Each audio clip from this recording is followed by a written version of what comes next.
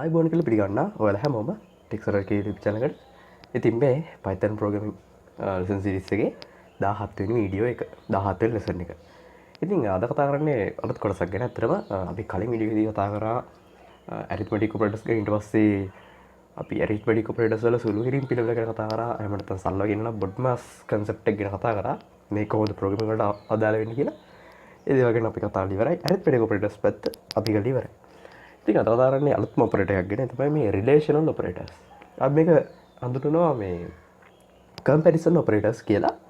ඒ කියන්නේ මොකක් හරි ප්‍රකාශන දෙයක් හෝ මොකක් හරි ප්‍රකාශන දෙයක් සංසන්දනාත්මකව බලන්න සංසන්දනය කරන්න පාවිච්චි කරන operators වර්ගයක්. එහෙනම් අපි වීඩියෝ එකට ගිහිල්ලා බලමු මොනවද මේ operators කියලා.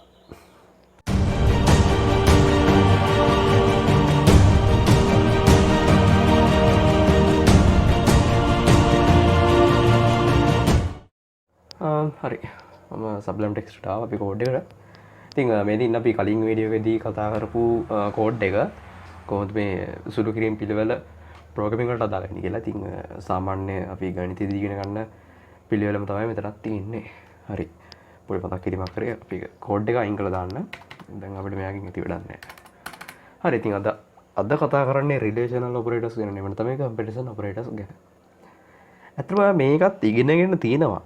O level වලට කන්ෆියුස් වෙන්න එපා. හොඳට මතක් කරගන්න ගණන් වල. ඔයාලා අනිවාර්යෙන් මේ ඉගෙනගෙන ඇති අසමානතා කියලා පාඩමක්. ඉතින් මේ අසමානතා තමයි මේ comparison operators. එහෙම නැත්නම් මේ relational operators කියලා programming වලද විශේෂයෙන් Python වල ඉගෙන ගන්න. ඇත්තට මේක වෙනත් programming languages වලත් තියෙනවා. මොකද අපි කතා කරන්නේ Python ගැන විතරයි. හරි. අපි මුලින්ම ලියාගන්නේ මොනවද මේ relational operators කියලා සමාන මතක නැතුවත් ඇතිනේ. පළවෙනි එක greater than sign එක.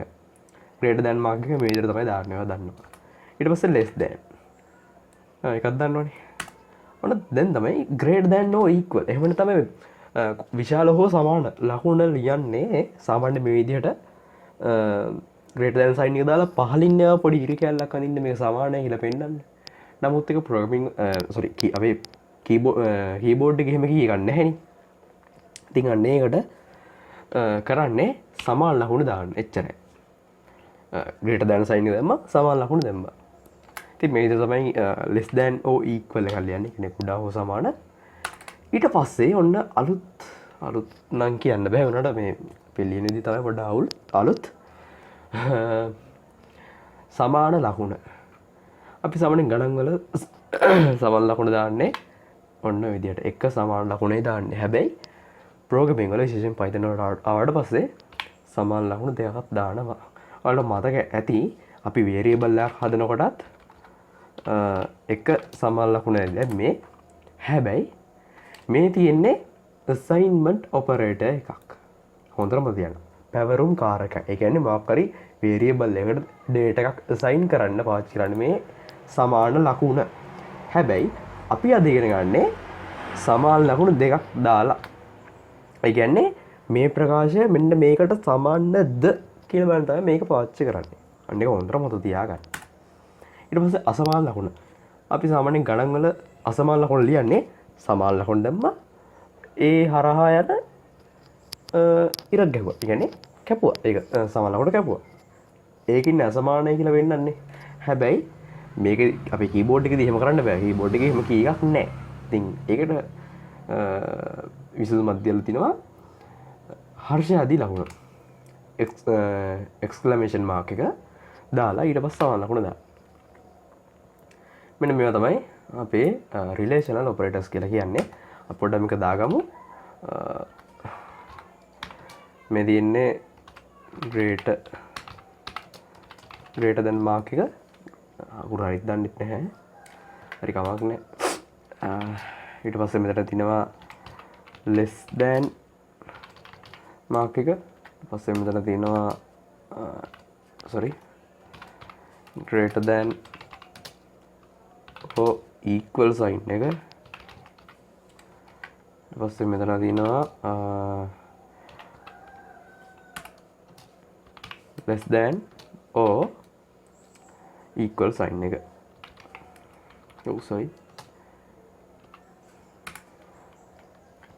මෙතන තියෙනවා equal sign එක, මෙතන තියෙනවා not equal sign එක. ඉතින් ඔයාලට මම හිතනවා මේ දේවල් මතක ඇති කියලා මේ relational operators ගැන. එහෙම නැත්නම් අපි ගණන් වල ඉගෙන ගත්ත අසමානතා ගැන. හරි. ඉතින් මම මේක අයින් කරලා දාන්න. නැකවන්න මේ කමෙන්ට් කරලා තියන්න. වැඩි හරිනේ. හරි. මුලින්ම අපි කෝඩ් එකට යමු. මුලින් variable එකක් හදා ගන්නවා. a සමානයි 8ක් කියලා, ඊට පස්සේ b සමානයි 5ක් කියලා. ඇත්තටම ආට සමානට කම්මැලි ඇති මේ විදිහට variable එක හදන්න. ඉතින් Python වල මේකට විශේෂ solution එකක් දීලා තිනවා. විශේෂ trick එකක් ඇත්තටම. අපිට තනි පෙළිය variables කිහිපයක් assign කරගන්න පුළුවන්. variable කිහිපයකට values assign කරන්න පුළුවන් තනි පෙළියේ. හිතන්න variable 10ක් තියෙනවා. මේ 10ටම එක පෙළියෙන් values assign කරන්න පුළුවන්. හොඳට බලා ගන්න මෙන්න මේ ක්‍රමය. අපේ පළවෙනි variable එක a නේ. අපිට මේකෙන් පහළට යන්න වැඩි හරි ඊට තියෙනවා. ඊට පස්සේ දෙවෙනි variable එක b නේ. මෙහෙම කමා එකක් දාලා b කියලා type කරන්න. හරි. ඒකට තේරෙනවා. ඊට පස්සේ දැන් variable තියෙන දෙකයිනේ. ඉතින් මේ දෙක විතරයි මට assign කරගන්න අවශ්‍ය. ඉතින් ඊට පස්සේ සමාන ලකුණු දැම්මා. සමාන ලකුණු දාලා a වලට assign වෙන්න ඕන අගය ලියන්න 8. ඊට පස්සේ කමා එකක් දාලා ආයි b වලට ලැබෙන්න ඕනේ අගය type කරන්න. b වලට ලැබෙන්න ඕනේ 5නේ. හරි. ඔන්න දැන් මම මේක අයින් කරලා දාන්න. දැන් තියෙන්නේ මෙන්න මෙයා විතරයි. බලන්න මම මෙයා print කරලා බලනවා. ඔයාලට values කිහිපයක් print කරන්න පුළුවන් එකපාර මෙන්න මේ විදිහට. කමා එකක් දාලා ඔයාලට මම මේක run කරලා පස්සේ මම output එක ලැබුණා 8යි 5යි කියලා. ඒ කියන්නේ මෙන්න මේ a වලට සහ b වලට හරියට values assign වෙලා තියෙනවා. හරි. මම මෙයා අයින් කරලා දාන්න. මේ මෙන්න මේ ක්‍රමයෙන් හොඳට මතක තියාගන්න. හරි. print function set එක ලියන් යන්නම් වැඩි ලේසි. අපිට සාකච්ඡා කරන් යන්න. a මුලින්ම greater than sign එක මේකම copy set එකක් කරන් යන්නම් වැඩි හරියි. then less than, greater than or equal, less than or equal, equal not equal. හරි. දැන් මේකේ operator set එක මාරු කරගෙන යනවා. oh sorry. මේක ඊට පස්සේ මෙතන තියෙන්නේ equal sign එක. ඒකින්ද සමාන ලකුණු දෙකක් දානවා. මෙතෙන්ට එන්න ඕනේ අසමාන ලකුණ. ඒකින්ද exclamation mark එකක් දාලා සමාන ලකුණ දානවා. හරි. මේවයි output බලන්න කලින් අපි නිකමට පොඩ්ඩක් summary එකක් විදිහට බලමු කොහොමද මේ output එන්නේ කියලා. හරි. a විශාලද බලන්න කියලා b ට. a කියන්නේ 8යි, b කියන්නේ 5යි. 8 විශාලද බලන්න කියලා 5ට. අතරම ඕනේ. ඒකින්ද අපිට output එක ලැබෙන්නේ true කියලා. පහළ line එක බලන්න. එතන තියෙනවා a කුඩාද බලන්න කියලා b ට. ඒ කියන්නේ 8 කුඩාද බලනවා 5ට. නැහැනේ. උත්තරේ false. oh false. sorry. ඊට පස්සේ line එකේ අපිට තියෙනවා a විශාල හෝ සමානද b ට. ඒ කියන්නේ 8 විශාල හෝ සමානයිද 5ට. ඔව්. මට උත්තර ලැබෙන්නේ true කියලා. ඒ කියන්නේ විශාලයි සමාන නැහැ. හැබැයි විශාලයි. ඒක තමයි true කියලා output එක ලැබෙනවා.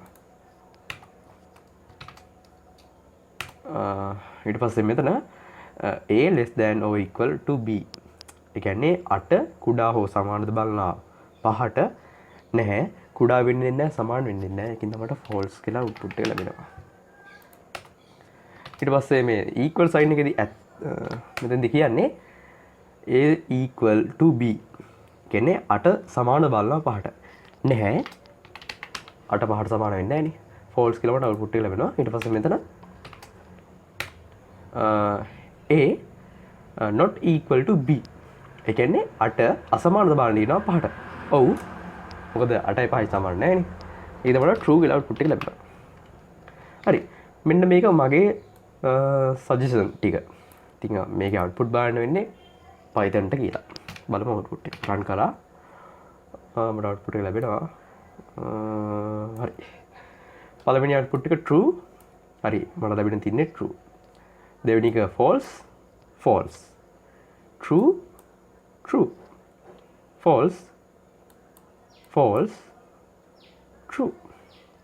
හරි ඔන්න මගේ සජෙෂන් ටික හරි කියන්නේ Python හරි ඉතින් මයිතරට මේ වීඩියෝ හතර තේරෙන්නේ නැති කියලා අතන බොහොම පොඩි දෙයක් ගැන අපි කතා කරේ අපි විශේෂයෙන් කතා කරන්න ඕනේ මෙන්න මේ දෙන්න ගැන. අතන මේ දෙන්න ගැන මේ හතර දෙනා ගැන ඔයා දන්නවා. හැබැයි මෙන්න මේ දෙන්න ගැන ප්‍රෝග්‍රෑමින් පැත්තට ආවට පස්සේ පොඩ්ඩක් නුහුරු ගතියක් ඇති. ඉතින් මේ අය කොහොමද දන්නව ඔයගොල්ලෝ? අපි මෙතනින් කරේ අපි හිතන්න තා පොඩ්ඩක් මේක වෙනස් කළා. print අපි ලියමු මෙන්න මේ දෙන්න පොඩ්ඩක් සමාන කළා. කියන්නේ මම මෙතනදි පාවිච්චි කරන්නේ මේ AB නෙවෙයි කෙලින්ම integers පාවිච්චි කරනවා. කට අපි මෙහෙම දෙමු. ඇත්තටම මෙතෙන්දි බලන්නේ පහ විශාල හෝ සමර්ථ බල පහට. පහ පහට වඩා විශාල නැහැ නමුත් සමාන වෙනවා. ඒකින්ද මට output එක ලැබෙන්නේ true කියලා. කමෙන්ට් කරලා දාන්න. true. මොකද ඔයා දන්නවා ඉස්සර මම හිතුව කිව්වා.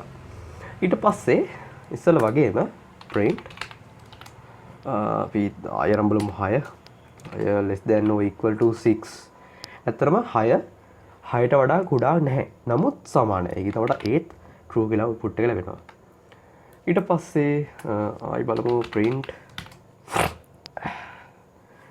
උත්තරය බලමු 10යි equal to 10 10 සමානද බලන්න කියන 10ට උත්තරේ ඔව් true කියලා මට output එක ලැබෙන්න ඕනේ ඔව් true කියලා උත්තර ලැබෙනවා ආයි බලමු print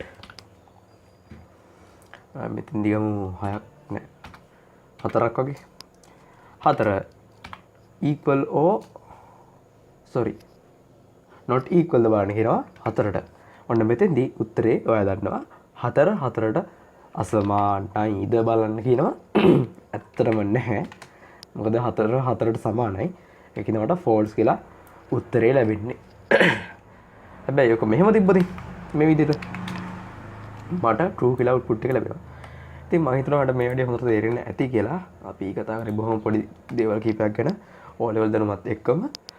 ඉතින් තේරුණ නැද්ද තියෙනවා අනිවාර්යෙන් පල්ලෙහා comment section එකේ comment එකක් දාන්න මතක කරන්න එපා. ඉතින් ඒ වගේම මේ YouTube channel එක ගැන මාකර අදහසක් තියෙනවා නම් මාකර යෝජනාවක් නැත්නම් චෝදනාවක් එහෙම තියෙනවා නම් අනිවාර්යෙන් පල්ලෙහා comment section එක use කරන්න.